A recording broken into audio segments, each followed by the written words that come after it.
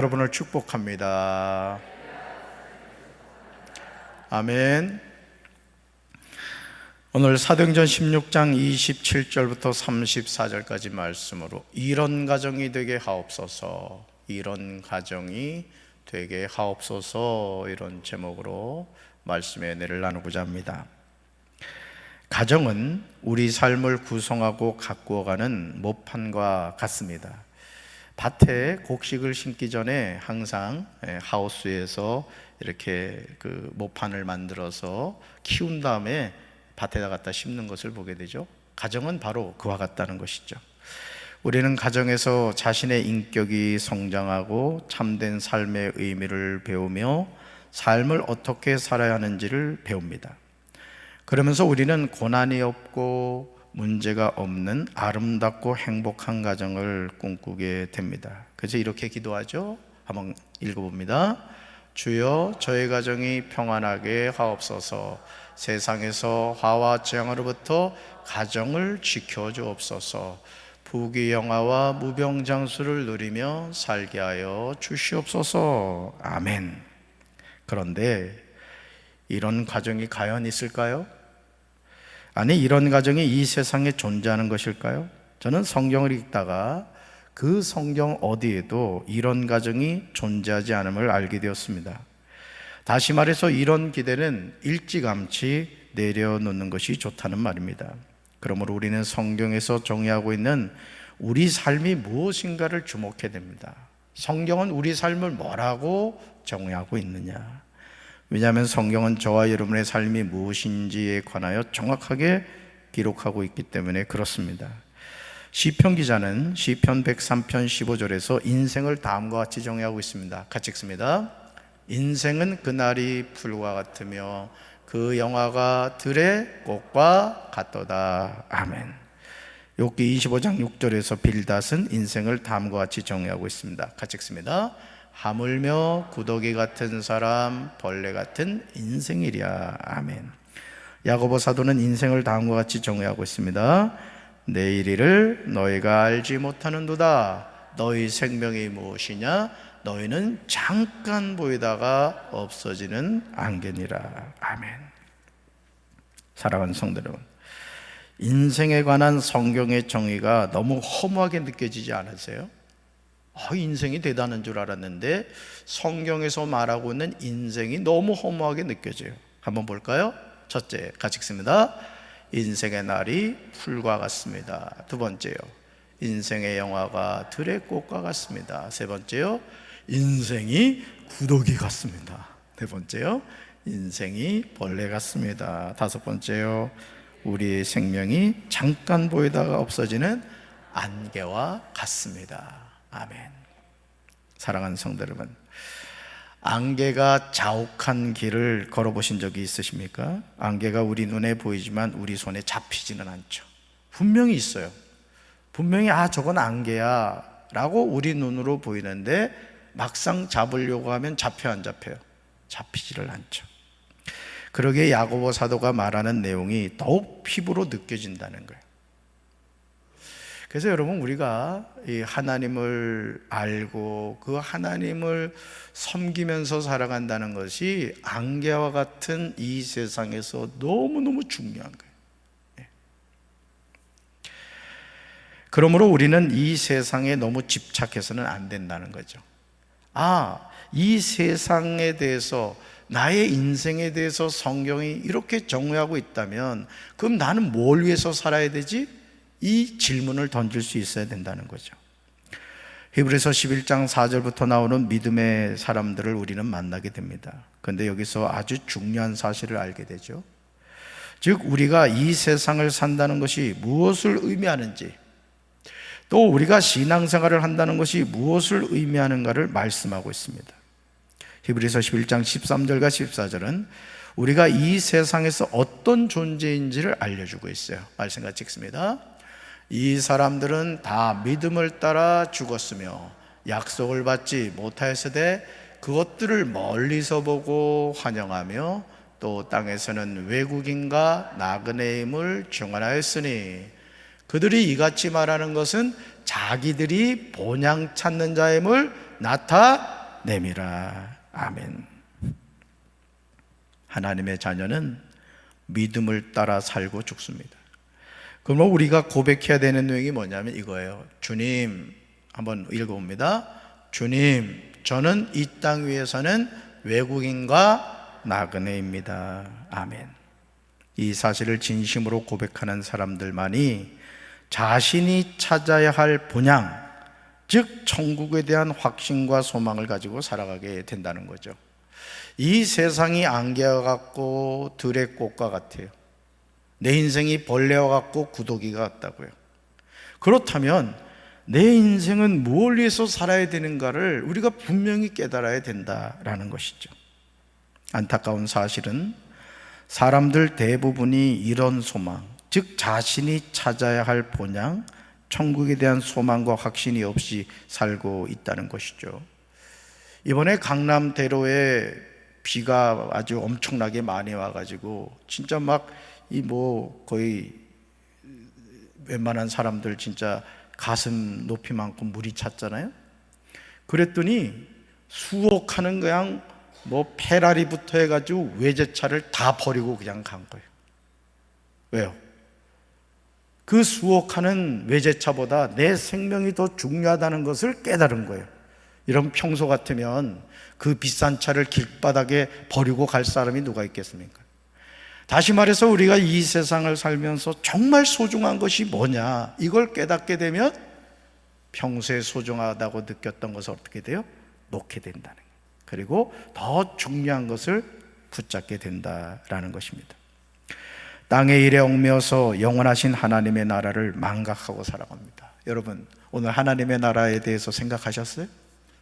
나는 하나님의 백성이고 나는 천국을 향해 가는 하나님의 자녀임을 여러분 믿으십니까?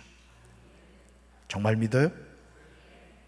믿게 되시길 주님의 이름으로 축원합니다.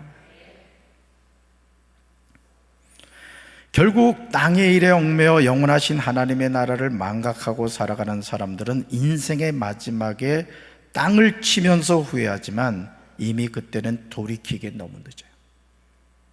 땅만을 바라보다가 하늘의 소망을 놓치고 삽니다. 우리는 땅의 산만을 즐기는 사람을 누가복음 16장 19절에서 만나게 되죠. 우리 말씀 같이 읽습니다. 한 부자가 있어 자색 옷과 고운 베옷을 입고 날마다 호화롭게 즐기더라. 아멘. 자색 옷, 고운 베옷, 호화롭게 즐긴, 이 누구나 꿈꾸는 삶이잖아요. 그렇죠? 하지만 이 세상에서 날마다 호화롭게 즐기며 살던 한 부자의 삶이 영원할 수는 없었다는 것이죠.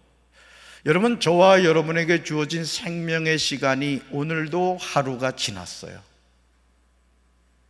서서히 우리는 마치, 여러분 그 어린 시절 저는 그 호롱불 밑에서 주경야독을 했습니다. 저 호롱불 세대예요, 제가.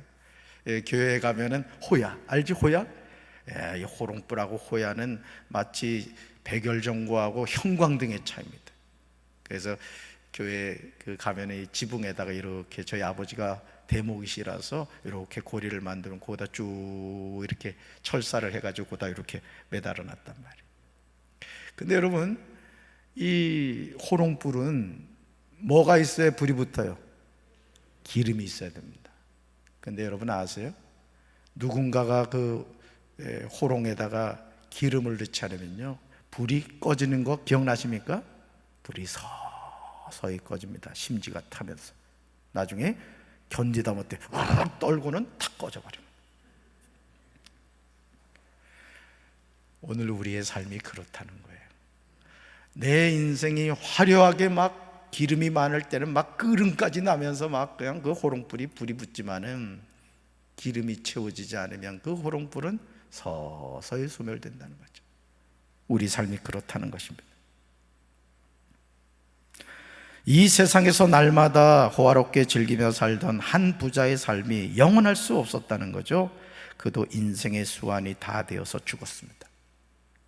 따라합시다. 사람은 누구나 죽게 됩니다. 좌우에 계신 분들과 한번 이렇게 얘기해 볼까요? 아, 죽으시는군요. 오늘 제가 죽여주는 설교를 하고 있어요 지금. 사람은 누구나 죽는다는 것이죠. 문제는 죽은 다음에 일어났습니다. 한 부자가 깨어난 장소가 음부였던 것이죠. 누가복음 16장 23절 읽습니다. 그가 음부에서 고통 중에 눈을 들어 멀리 아브라함과 그의 품에 있는 나사로를 보고. 아멘. 사랑하는 성도 여러분, 이 시간 한번 상상해 보시기 바랍니다. 내가 죽어서 눈을 떴는데 말할 수 없는 고통이 온몸을 휩쌉니다.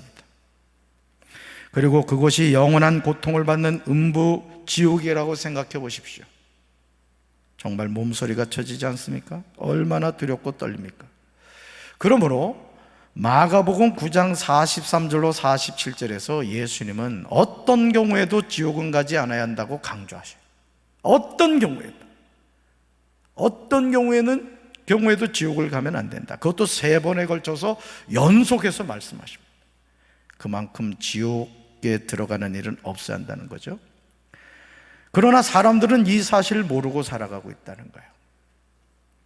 그래서 저는 어떤 분들, 심지어 목회자들 가운데도 그 뭐 전철이라든가 또는 뭐 역이라든가 이 어떤 공공장소에서 그 예수 천당 불신지옥 그 복음을 전하는 거에 대해서 아주 부정적으로 얘기하는 분들이 있는데, 저는 그렇게 생각하지 않습니다. 물론 어떤 공공의 장소에서 그런다는 것은 어떤 일반 우리가 갖고 있는 도덕과 윤리의 개념으로 본다 그러면은 사실 그 이해할 수 없는 행동이죠. 그러나 여러분, 이렇게 한번 생각해 보십시오. 그 전철에 있는 사람들이 그 생명이 그걸로 끝이라고 한번 생각해 보자면, 예를 들어 어떤 A라는 사람이 이 전철을 타고 가다가 그날로 인생이 끝나는 사람이 있을 수도 있잖아요. 그렇죠? 그렇다고 한다면 그에게 가장 절박한 건 뭐죠? 그 사람이 예수를 안 믿어요. 그럼 가장 절박한 건 뭐죠? 죄인인 자신이 어떻게 하면 죄사함을 받고 구원을 받아 천국 갈 거니까, 이거 아닙니까? 그렇죠? 그러니까 복음의 가장 핵심이 뭐냐면, 예수님도 첫 일성의 복음이 회개하라 천국이 가까이 왔다는 것이에요. 그러니까 예수 천당, 불신 지옥입니다. 어떻게 보면 복음을 가장 압축한 용어가 예수 천당, 불신 지옥이에요. 그래서 여러분들이 혹여나 주변에서 그런 어떤 복음의 열정을 가지고 전도하는 분이 있으면은 그거를 째려보거나 부정적으로 생각하지 말고 여러분이 기도해 주셔야 됩니다. 주여, 저 선포에 권능 있게 하옵소서. 아멘. 자, 볼까요? 마가복음 9장 43절, 45절, 47절에서 예수님이 연속으로 하신 말씀이에요. 자, 43절부터 읽습니다. 만일 내 손이 너를 범죄하게 하거든 찍어 버리라. 장애인으로 영생에 들어가는 것이 2 손을 가지고 지옥 곧 꺼지지 않는 불에 들어가는 것보다 나으니라. 그 다음요, 만일 내 발이 너를 범죄하거든 찍어 버리라. 다리 저는 자로 영생에 들어가는 것이 2 발을 가지고 지옥에 던져지는 것보다 나으니라. 자, 그 다음요, 만일 내 눈이 너를 범죄하게 하거든 빼버리라. 한 눈으로 하나님의 나라에 들어가는 것이 2 눈을 가지고 지옥에 던져지는 것보다 나으니라. 아멘. 예수님은 이 말씀을 하신 후에요, 지옥이 어떤 곳인가를 정확하게 설명하십니다. 지옥이 어떤 곳이냐, 같이 읽습니다. 지옥에서는 그들이 파먹는 구더기도 죽지 않고 불도 꺼지지 않는다. 거기서는 모두가 불소금에 절여질 것이다. 아멘. 얼마나 무서운 말이에요. 여러분, 우리가 이 세상을 살면서 어떤 경우에도 어디 가면 안 된다? 지옥 가면 안 된다. 한번 여기 오른손 들어봐요. 주먹 불 끈지고. 예수 천당, 불신지옥. 예수 천당, 불신지옥. 예수 천당, 불신지옥. 아멘. 그러니까 여러분이 가족 가운데 예수님을 안 믿는다, 또 자녀들이 예수님을 안 믿는다. 그러면 가장 시급한 거예요. 가장 시급한. 여러분, 내 자녀가 지옥의 불구덩이로 들어간다고 생각해 보라고요. 그걸 지켜볼 부모가 어디 있습니까? 어떻게 해서든지 나는 불에 그냥 내 몸이 홀라당 타서 아주 그냥 엄청난 화상을 입는다 할지라도 그 아이만은 살려내려고 할 거예요. 이게 부모의 마음이죠. 그런데 오늘 내 자녀가 예수님을 믿지 않는데도 우리가 그런 것에 대해서 절박하게 기도하잖아요. 그러니까 결국 마가복음 9장 48절부터 49절에서 지옥에서는 그들을 파먹는 구더기도 죽지 않고 불도 꺼지지 않는다, 거기서는 모두가 불소금에 절여질 것이라는 이 예수님의 말씀을 우리가 믿지 않기 때문에 그런 거예요. 저도 담임 목사로서 여러분들한테 강단에서 이렇게 말씀을 전할 때 아주 달콤하고 듣기 좋은 말씀을 전해주고 싶은 마음이 많아요. 맨날 담임 목사가 그냥 천국 얘기하고, 천국 얘기는 좋지, 지옥 얘기하고 막 겁먹고 막 이러는 게, 여러분 저도 사실은 좀 마음이 그렇습니다. 근데 성경은 성경대로 전해야 되잖아요. 아멘. 만약 부자가 천국과 지옥이 있음을 알았다면 자색옷과 고운 베옷을 입고 날마다 즐겁고 호화롭게 사는 것을 삶의 유일한 낙으로 알고 살았을까요? 저는 그렇지 않다고 확신합니다. 여러분 어떻습니까? 지금 무엇을 삶의 기쁨으로 살고 사시죠? 무엇을 여러분의 삶의 기쁨으로 삼고 살아가고 계십니까? 이 세상에서 고난이 없는 삶, 고난이 없는 가정은 존재할 수 없어요.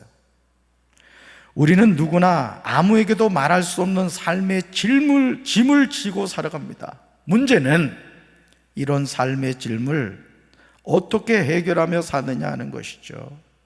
여러분 아십니까? 어떤 사람이 강을 건너야 되는데 물살이 너무너무 센 거예요.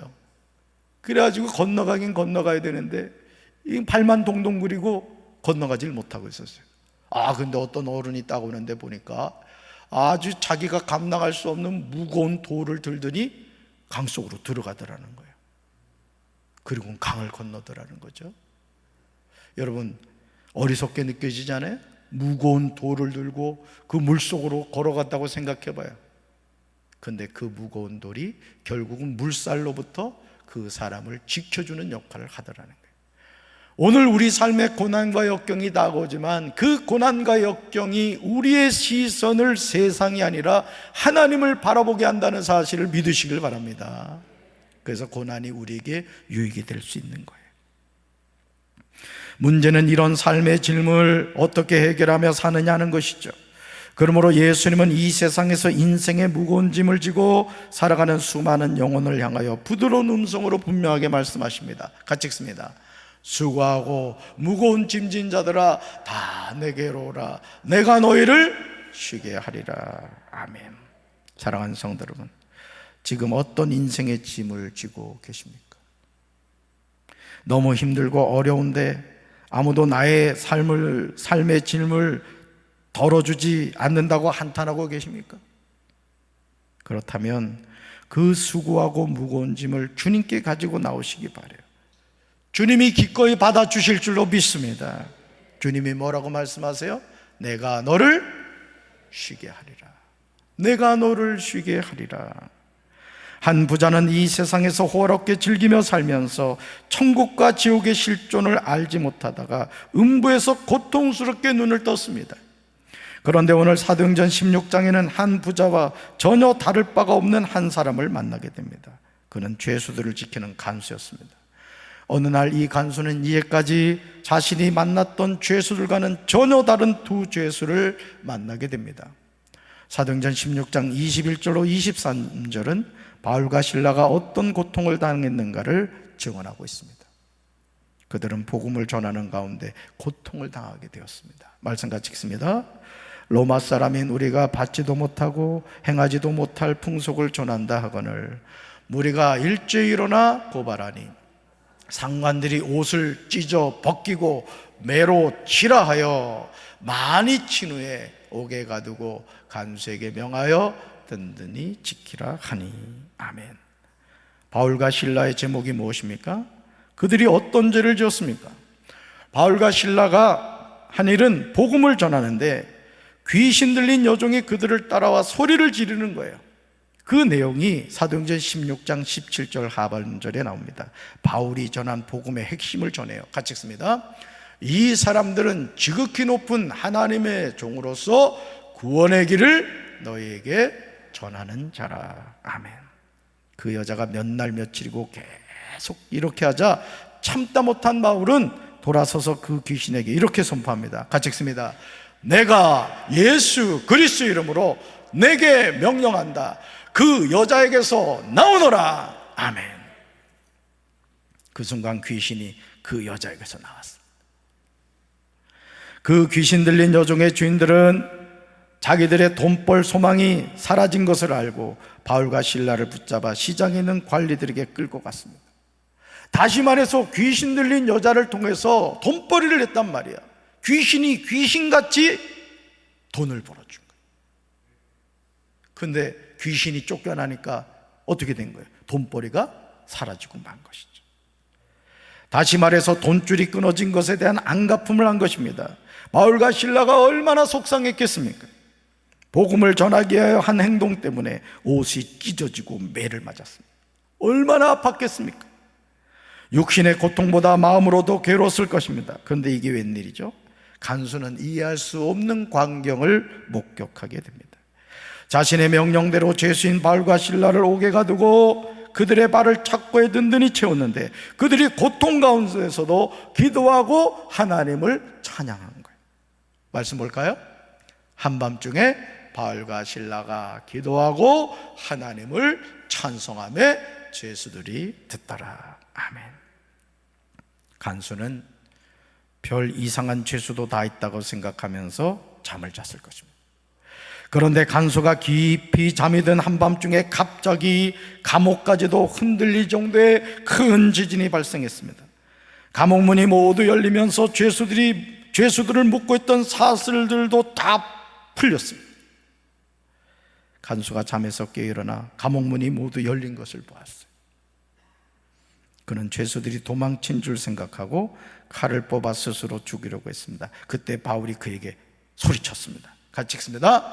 당신의 몸을 해치지 마시오. 우리는 모두 여기 있어. 아멘. 인생의 절체절명의 순간입니다. 이 당시에 간수가 지키던 죄수가 탈출하면 탈옥하면 마땅히 죄수를 지키던 간수를 죽였다고 합니다. 다시 말해서 죄수를 지키지 못했다는 것을 간수에게 책임을 물어서 대신 사형을 했다는 거예요.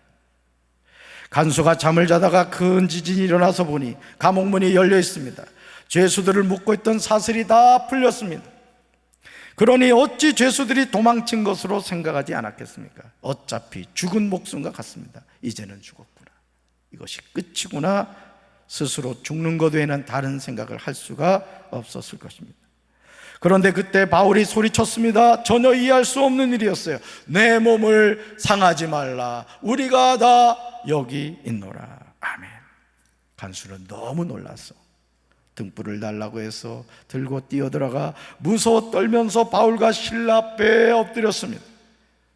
그리고는 바울과 실라를 밖으로 데리고 나오며 물었습니다. 같이 읽습니다. 선생님들, 제가 구원받으려면 어떻게 해야 합니까?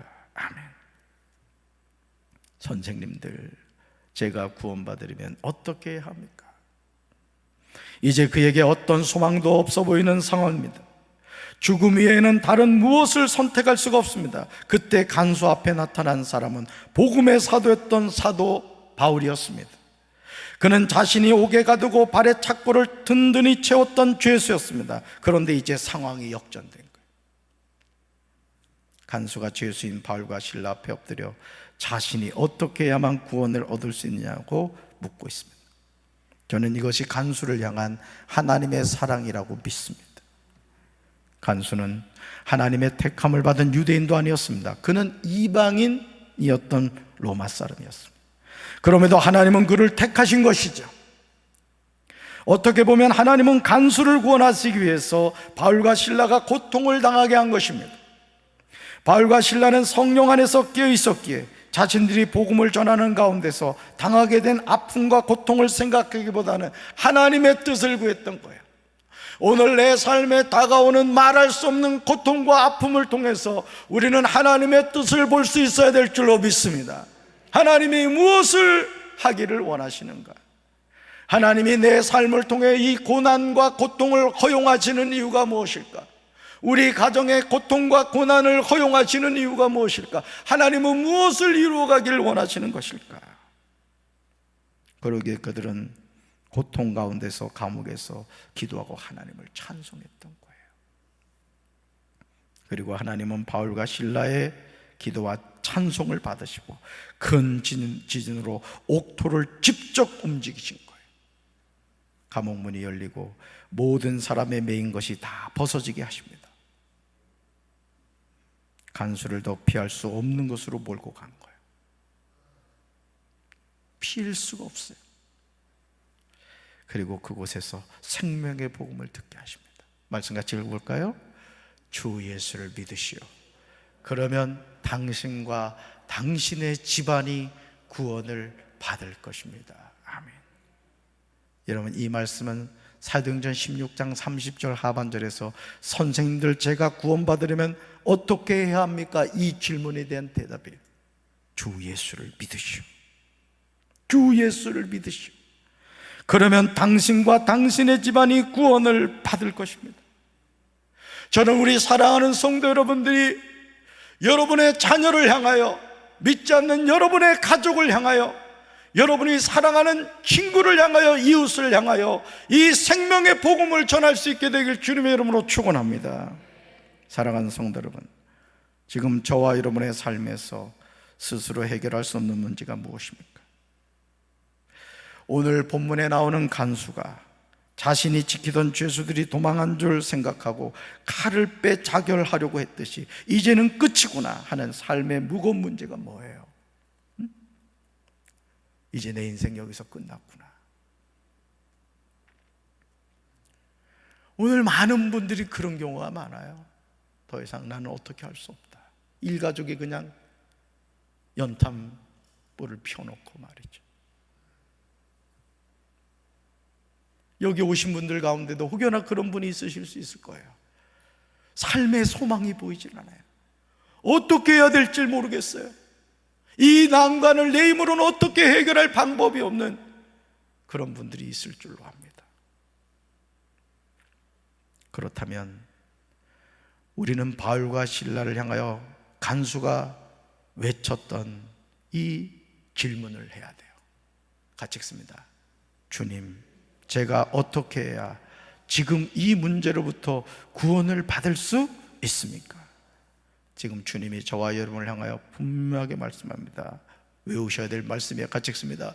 주 예수를 믿으라. 그리하면 너와 내 집이 구원을 받으리라. 아멘. 누굴 믿으라? 그리하면 나뿐만 아니라 내 집이 구원을 받는다는 거예요. 나 한 사람이 예수를 믿고 죄사함 받아 천국 백성 되면 하나님은 나 한 사람으로 끝나지 않는다는 거예요. 우리 가정을 구원하신다는 거예요. 저는 우리 사랑하는 성도 여러분들의 가정이 인가기도 되길 주님의 이름으로 축원합니다.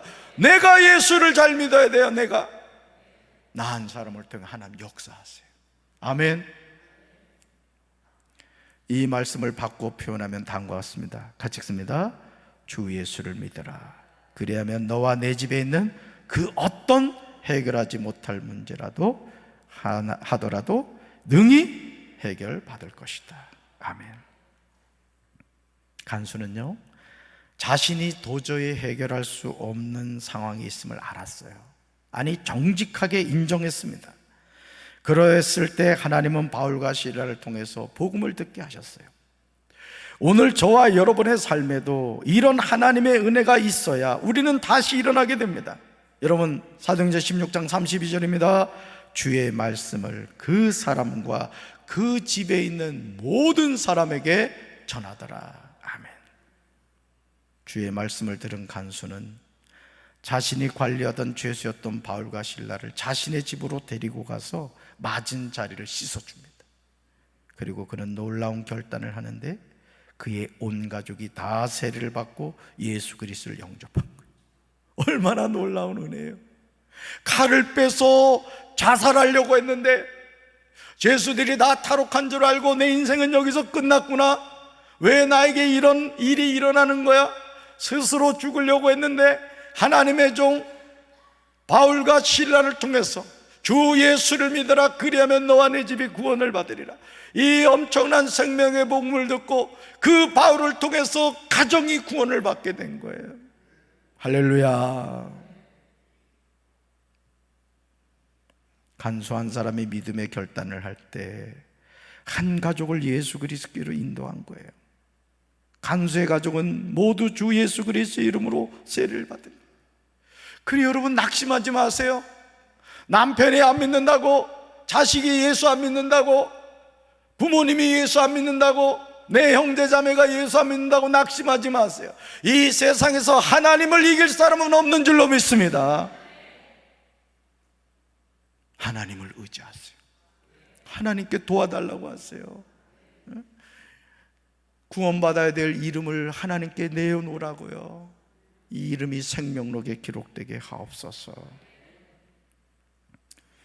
이방인인 그들도 하나님의 자녀가 되었습니다. 간수는 바울과 실라를 자기 집으로 데려다가 음식을 대접했어요. 그는 하나님을 믿게 된 것을 온 가족과 함께 기뻐했습니다. 인생을 사노라면요, 너무 힘들고 어려워서 죽고 싶을 때가 왜 없겠습니까? 간수도 자신의 힘으로는 해결할 수 없는 불가항력적인 상황에 부딪혔어요. 그러나 절망의 상황에서 그에게 전해진 복음은 그를 살리는 축복의 통로가 되었습니다. 하나님은 잘 나가는 인생을 바닥을 치게 만드십니다. 사방을 둘러봐도 꽉 막혀있는 그런 상황으로 우리를 몰아가실 때가 있다고요. 하나님의 뜻은 한 가지요, 눈을 들어 나를 바라보라는 거예요. 하늘이 열려 있잖아요. 믿습니까? 그러니까 여러분, 의인은 7번 넘어져도 8번째 일어나는 거예요. 왜? 하나님 함께 하시기 때문에. 이 시간 여러분을 향하여 묻겠습니다. 3가지. 행복한 가정이 무엇입니까? 축복된 가정이 무엇입니까? 형통한 가정이 무엇입니까? 오늘 우리 가정을 향한 주님의 가장 강력한 핵심은 바로 이거예요. 같이 읽습니다. 주 예수를 믿으라, 그리하면 너와 내 집이 구원을 받으리라. 아멘. 주 예수를 믿어야 됩니다. 누가복음 16장 19절에 나오는 한 부자는 자색옷과 고운 옷을 입고 날마다 호화롭게 즐기면서 살았지만 결국 음부에서 고통 중에서 눈을 떴어요. 사도행전 16장 27절에 나오는 한 간수는 절체절명의 상황에서 칼을 빼짜결하려고 하는 상황에서 바울과 실라를 통해서 복음을 듣고 예수 그리스도를 영접함으로 하나님의 자녀가 되었어요. 인생이 끝나는 것 같아도 예수님을 만나면 우리 인생은 바뀌게 될 줄로 믿습니다. 우리 가정도 마찬가지예요. 우리 교회도 마찬가지라는 거예요. 우리 조국 대한민국도 마찬가지인 줄로 믿습니다. 사랑하는 성도 여러분, 이제 우리는 믿음으로 결단해야 돼요. 앞으로 나는 어떤 삶을 살 것인가? 아니, 우리 가정은 어떤 가정이 될 것인가? 정말 두렵고 떨리는 것은 누가복음 16장에 나오는 한 부자가 음부에서 자신이 고통받는 음부를 벗어날 수 없다는 사실을 문득 깨닫게 되었을 때 아브라함에게 간절하게 부탁하는 내용이 나와요. 저는 저와 여러분이 지옥 가서 이런 부탁을 하는 인생이 되지 않기를 바랍니다. 말씀 볼까요? 같이 읽습니다. 부자가 말했다. 그러면 제발 부탁입니다. 아버지, 나사로를 내 집안에 보내주십시오. 제게 형제가 5명이 있는데 나사로가 가서 증언하여서 그들이 이 고통받는 곳에 오지 않게 해 주십시오. 아멘. 음부에 있던 한 부자는 아직 세상에서 살고 있는 자신의 5 형제가 고통받는 음부에 절대 오지 않기를 소원했어요. 절대 오지 않기를. 하지만 그는 이미 죽었기 때문에 그렇게 할 수 없었던 것이죠. 하나님이 이 세상에서 살 동안 주었던 기회를 선용하지 않았던 거예요. 오늘 여러분 자신을 한번 돌이켜 보십시오. 나는 정말 구원받은 확신이 있는가? 내 인생의 천국이 나의 본향인가? 나는 그 천국 백성으로 살아가고 있는가? 나는 예수님을 믿고 있는가? 자신 한번 돌이켜보세요. 그러므로 이제 우리는 우리 가족에게 천국과 지옥의 실존을 전해야 됩니다. 듣든지 아니 듣든지, 때를 얻든지 못 얻든지 여러분 자녀에게 전해야 돼요. 얘야, 이 엄마의 소원은 네가 신앙생활 잘하는 거다. 이 아빠의 소원은 너희들이 신앙생활 잘하는 거야. 예수 잘 믿어야 된다. 예수 잘 믿어야 된다. 그리고 여러분 자녀의 이름을 하나님 앞에 고백하면서 주여 아무개 이름이 하나님 나라 생명록에 기록되게 하옵소서. 눈물로 부르짖어 기도할 때 하나님이 그 눈물을 받으시고 응답해 주실 줄로 믿습니다. 그들이 고통받는 지옥에서 눈을 뜨는 일이 없도록 듣든지 아니 듣든지 예수 그리스도를 증거하면서 살아야 돼요. 여러분의 친구에게 전하십시오. 여러분 이웃에게 전하시기 바라요. 그들에게 외쳐야 돼요. 읽어봅시다. 주 예수를 믿으라. 한 번 더요. 주 예수를 믿으라. 한 번 더요. 주 예수를 믿으라. 아멘. 가슴에 손 얹겠습니다. 주 예수를 믿으라. 그리하면 너와 내 집이 구원을 받으리라. 우리가 이 땅을 살면서 한 부자처럼 멋진 인생을 살고 싶습니다. 인생을 즐기면서 살고 싶고, 명품 백에 명품 옷을 입고 비싼 음식을 먹으면서 멋들어진 인생을 살고 싶어 합니다. 한 부자는 그런 삶을 살았습니다. 그러나 예수를 믿지 않았습니다. 천국이 있다는 사실도 인정하지 않았습니다. 그가 죽은 이후에 눈을 떴을 때 그는 음부에서 눈을 뜨게 되었습니다. 오늘 우리가 이 땅을 살면서 많은 사람들이 천국이 어디 있어? 지옥이 어디 있어? 이런 교만한 얘기를 합니다. 그리고 많은 영혼이 지옥에서 눈을 뜹니다. 오늘 과연 우리는 신앙생활을 한다고 하면서 천국과 지옥의 실존을 인정하고 있습니까? 회개하라 천국이 가까이 왔느니라. 예수님의 말씀처럼 내 눈 한쪽을 빼더라도, 내 손 하나를 잘라내더라도, 내 다리 하나를 잘라내더라도 지옥을 가면 안 된다고, 천국 가야 된다는 예수님의 말씀을 우리가 믿고 있습니까? 주여 저희들을 불쌍히 여겨 주옵소서. 예수님을 잘 믿게 하여 주옵소서. 우리 가정이 인가기도 되게 하여 주옵소서. 자녀들에게 예수를 물려주게 하여 주시옵소서. 우리 성도들을 축복하여 주시옵소서. 이제는 우리 주 예수 그리스도의 크신 은혜와 하나님 아버지의 한없는 사랑과 성령님의 교통하심이, 주 예수를 믿으라 그러면 너와 내 집이 구원을 받으리라는 이 말씀을 믿고 인가 기도 되기를 간절히 기도하며 응답받기를 섬하는 주의 백성들을 위해 이로부터 영원토록 함께 하시기를 간절히 축원하옵나이다. 아멘.